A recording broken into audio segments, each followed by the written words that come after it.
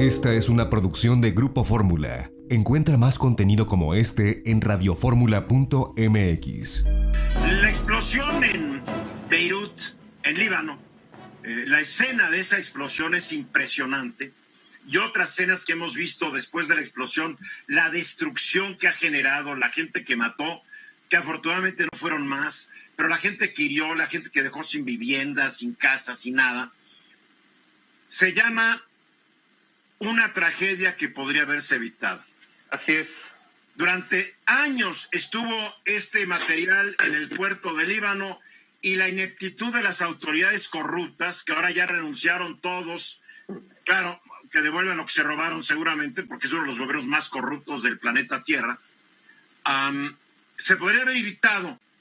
Y es un tema que tú hoy traes, mi querido Joaquín, porque quieres ser ciertos símiles. Pues sí, Eduardo, fíjate que aquí estamos, yo creo que ante una de las explosiones más no militares, no bélicas, más importantes de la historia, que nos remite a Bhopal, en la India, hace muchos años, con Union Carbide y el metilisocianato. Aquí murieron por lo menos... Que fue un gas que salió de la planta, ¿no? Fue un gas que se utilizaba también como agroquímico y que al parecer, producto de un sabotaje, se crea una nube tóxica que intoxicó y mató a miles de personas. ¿A cuántos mató?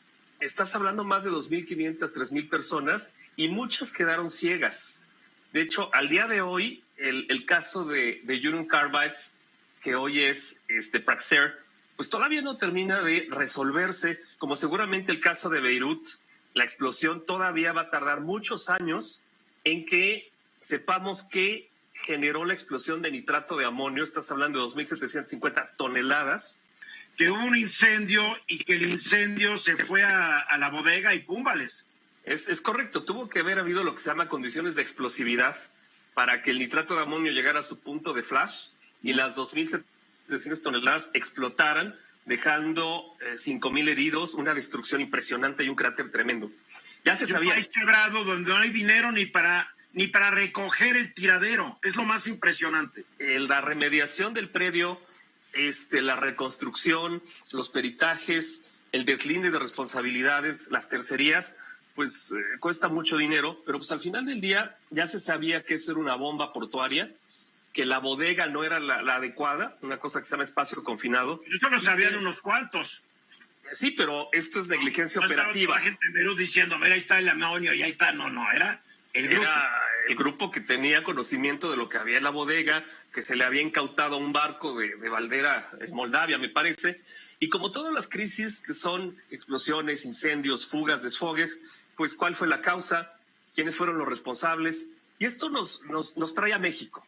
Nos trae a nuestra realidad, donde ha habido explosiones y ha habido incendios, que pues tal vez el más sonado y el más conocido fue el 31 de enero de 2000, el 31 de enero, hace 7 años, donde explotó... Hace 7 años, 2013, Joaquín. 2013, donde explotó el edificio B2 de Pemex y en donde fallecieron 37 trabajadores y hubo un número adicional de heridos, y coincide justamente con la gestión del licenciado Lozoya.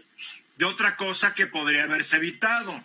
Y aquí el caso tiene muchas dudas todavía.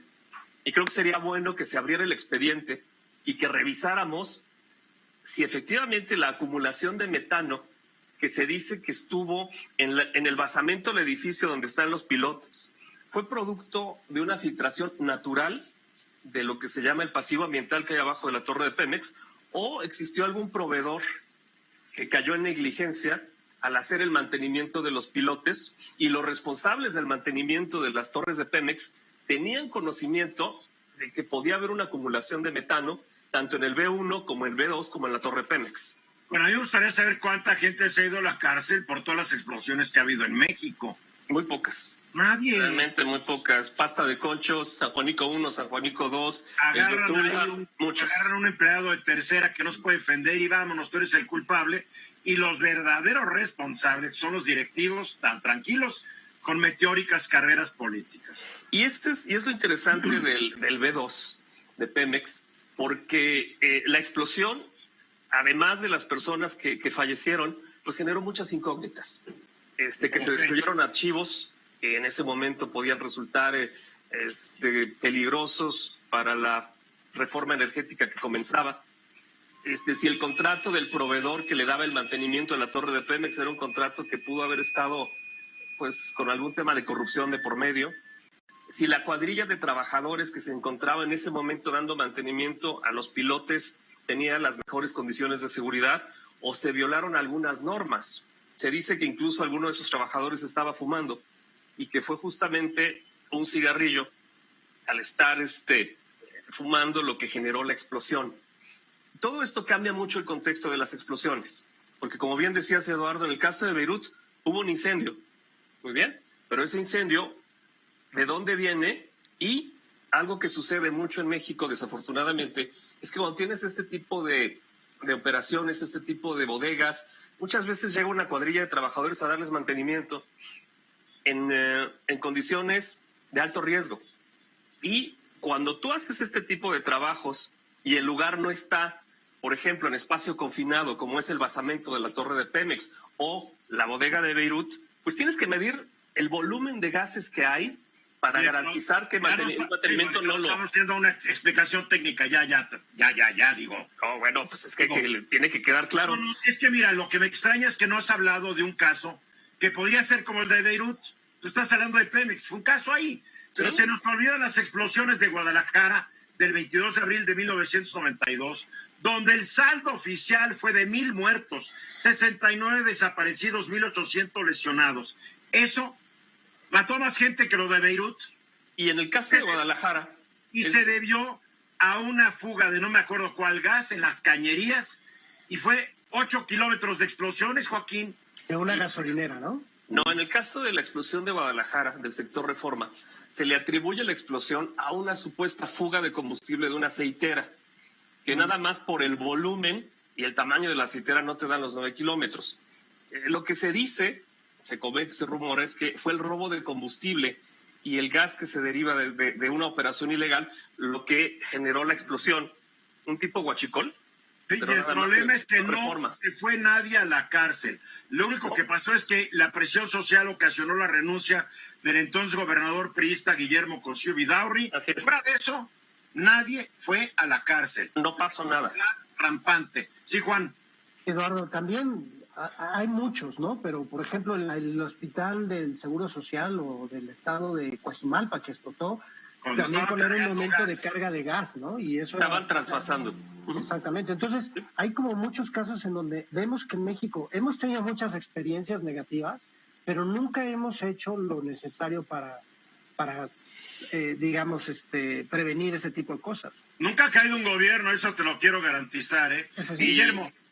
Oye, Joaquín, y en estas instituciones donde eventualmente aquí en México están manejando ese tipo de materiales, ¿hay alguna práctica, alguna política para lo que son auditorías, revisiones y que sea transparente para que todo el mundo pueda ver el riesgo que corre, cuál fue la última revisión, cómo están, etcétera? Mira, desafortunadamente hay un proceso de autogestión y autoauditoría que la autoridad municipal y estatal y federal le permite a las empresas autoauditarse, presentar un programa de prevención de accidentes, un programa de emergencias y cumplir con un requisito administrativo. El problema es que cuando tú ves en la realidad el cumplimiento de esos documentos que son muchas veces fotocopias del año anterior, encuentras inconsistencias terribles, porque no se respetan, por ejemplo, las normas de espacio confinado, o sea, que no hay control, las normas de trasvase. No hay supervisión. Miles. ¿Qué es lo que estás diciendo? Sí, las industrias de alto riesgo en México, puede ser en Cangrejera, en Tabasco, en Chiapas, en la Ciudad de México, donde sea, estás hablando que más de 11, 15 kilos acumulados en un contenedor ya es alto riesgo. Entonces, casos como el de Beirut, casos como el de Pemex, como el sector Reforma, San Juanico, las explosiones de las esferas, los tanques de gasolina, pues es un milagro que no haya habido más en México. Lila. Oye, Joaquín, ¿y no tiene algo que ver, o sea, la respuesta a la explosión en Beirut causó protestas, renunció una gran parte del gobierno de Beirut, y aquí en México, ¿cuál ha sido la respuesta de la gente? O sea, ¿han salido a denunciar, han salido a hacer alguna protesta en contra de estas explosiones? El caso, por ejemplo, de la guardería ABC es uno de los más sonados, el río Sonora, Pasta de Conchos, pero realmente no Guadalajara provocó la renuncia de un gobernador, pero hasta ahí, ¿eh? Mira, al final del día esto es penal, pero es importante revisar los expedientes, las investigaciones y los procesos jurídicos para encontrar inconsistencias que eviten negligencia y que en el futuro no tengamos un Beirut, que no sería sorpresivo en ciertas zonas industriales de este país.